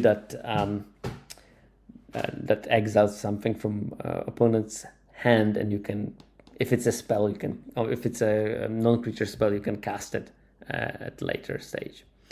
So yeah, Eclipsed Boggart still is going to be the backbone of Goblin's deck. You definitely don't even want to approach the deck without having a copy or two of that. Hidden gem I selected, Reaping Willow. 1 Orzhov Hybrid, Orzhov Hybrid, Orzhov Hybrid for a 3/6 lifelinker. It enters with 2 -1/-1 counters, but you can remove for 2 mana, remove one of them to reanimate something with mana value 3 or less. Yeah, it's just points towards maybe what your Rakdos deck wants to be doing, which is playing a grindy game. And 3/6 lifelinker that can block something and reanimate something, this is exactly what the grindy game wants to do. What Rakdos doesn't want to do is being ultra aggressive and trying to push damage. As I said, those super aggressive threats are blinked by opposing creatures very, very quickly. Blanked. Am I using black white? It's 1 AM. You have to excuse me. And I gave an example of that. Warren Torchmaster. It's a 2 mana Goblin Warrior. At the beginning of combat on your turn, you may buy 1. When you do, target creature gains haste until end of turn. It's a 2/2. 51% win rate. This is a creature that was, in theory at least, supposed to be aggressive, attacking, turn your creature sideways kind of thing. 51%. And then we see like the super clunky Treefolk lifelink 3/6 with some graveyard shenanigans, 58.3. This is all I need to know. Rakdos decks should be built slower, more controlling, more nickel and dime kind of ping aristocrats, not the aggro that people are trying to build. You don't want to be curving out 1-drop goblin, 2-drop goblin, 3-drop goblin. You're much happier playing 2-drop 1/3 that ravages, and then 3-drop defensive creature, and then 4 maybe the Reaping Willow if you're lucky with the mana. Because you see, it's not a very easy card to cast in Rakdos, but I think that black 1 is fine because you don't mind casting this card on turn 6. That covers the main archetypes. I just have a couple of words for each of the less supported ones. First of all, Gruul. Obviously, those are lower win rate and smaller sample size. I do have to observe one thing. Mist Meadow Council in Gruul has 61.4% win rate in a low win rate archetype. It only had 1,000 games or so, which is enough to show the win rate on 17Lands, but not enough. Not enough to like really draw conclusions. It's only in a fraction of the Gruul decks, but it's definitely good in those decks that it was put in. Then we have the Hidden Gem, and the Brambleback Brute is that in Gruul. I think partially because you have big creatures, so you want to switch off chump blockers and force them to block with real things. Part of it because it's a giant and there might be some giant synergies. The 2/5 double striker giant that gives all other giants double strike, that card was particularly good in Gruul decks, so I think that this is where its home should be. And Brambleback Brute has 56.3 win rate, which is not amazing, but you have to keep in mind Gruul decks are not amazing and also not supported, and it's enough. It's still not even close to the Mist Meadow Council, but Mist Meadow Council might be on the extreme end of the variance here, and that's why it has such a high win rate. I still want to know why that card is doing so particularly good. Is it just generically, or is there some kind of like mono green Kithkins with some red stuff splashed around? as a sort of sub-archetype there. And it's a trap card, and it's weird, is Cinder Strike, with only 50.9% game in hand win rate. The shock slash if you buy one deals 4 damage kind of sorcery thing. I don't know why. I was thinking about it. I just didn't come up with a reasonable explanation why Cinder Strike is bad in those decks. But numbers are very low, and that's I have to report it. Boros. Best common in Boros is the Cauldron Zealot. We talked about the card. 6 mana, 6/5, exile stop card of the library. You can cast it until next turn. The gem I selected at 54.3 is the Sun Dappled Celebrant, the 6 mana, 5/6 Vigilant Convoke. And this puts me on the thought that, you know what, Boros wants to be playing chunky things and potentially hurling them into the sky with the hurler. Yeah, because the best commons are big things. Which is even weirder that Brambleback Brute, that was a hidden gem in the Gruul decks, in Boros deck all of a sudden it's a trap. Don't know if it's a result or an artifact from data collection and just a random statistical fluke. Again, I have to report it. It just shows you that the same card can do diametrically differently between two different archetypes, even though they seem to share their interest in large chonkers slamming. Okay, Orzhov. Best common is Liminal Hold, the Oblivion Ring, 57.7, which is quite high. I selected Blighted Blackthorn as a hidden gem. That's the 5 mana 3/7. Whenever this enters or attacks, you may blight 2. If you do, you draw a card and lose 1 life. Blighted Blackthorn can actively want to blight every turn in some of those decks, because maybe you have the Reaping Willow, the Signpost uncommon. You want to put 2 counters on it, then you can activate the ability and reanimate something. And the trap I selected is the Mischievous Sneakling, 2 mana Dimir Hybrid, Changeling with Flash. It's a 2/2. And this card is played way too much in those Orzhov decks. It has 49% win rate, and yet it has a large sample size because people love to put it in their deck because they think they need 2 drops. And they shorthand, oh, I'll put a rubbish 2-drop into my deck because the deck needs 2 drops. I don't think it works that well. You want to be a bit more selective about which 2-drops you're putting in your deck. And Sneakling might have its uses in some decks, especially when they're vivid, but not in Orzhov. And then last, Dimir, the lowest win rate color pair. Worth noting, the top common is Marrow Skyswimmer, the Merfolk Signpost, which was a bit weird to me that this card is so high in the Dimir decks. 55.6 though is not something I'm impressed with. And then hidden gem I selected is yet again Changeling Wayfinder. 54.2, again, low win rate, but it's because the color pair has low win rate. It actually has a big improvement on how the Dimir decks are working if you include that card in your deck. And the trap I selected is the Dream Seizure. 4 mana 3/2 flying. When it enters, you may blight 1. If you do, each opponent discards a card. I think that this is just like 3/2 flyer is supposed to be impressive for us, but I think that Dimir wants to do more impressive things for cheaper than the Dream Seizure. Whew. Okay, end of my wits a bit here, but we went through it. We went through the early data, and I don't know, hopefully you noticed that, but I'm talking about data, I'm giving the numbers, but in reality, I want to use that data to show something deeper into the philosophy of the set, and hopefully you got a bit of the different, I could at least share the bits of understanding that I have, and you can confront it with your vision of the format, and based on that you can recreate a new image of how the format looks like, based on whichever information that I gave you, you found interesting and attractive, and whichever information you collected yourself. And then you can reevaluate it. I think that being good and limited is all about constant reevaluation of whatever you know about the format. And do challenge yourself with whatever I said, especially when you don't agree with something. Try to think, okay, Why does this thing work for others and not for me? Especially with cards that have a high win rate and you think are not good. I would not probably argue too much with cards that you think that have low win rate, but you can make them work, because that means that you figured something out. And if that thing is goblins, please do send me your lists, because I'm pretty sure that the next episode is going to be, well, no, I know exactly what the next episode is going to be. It's right cards for the right home, right homes for the right cards. But I think that the next episode is going to be deep dive in goblins and maybe looking at those less drafted archetypes. But until then, enjoy the format, because there is a lot to enjoy in it. And I'll see you next week. Bye-bye.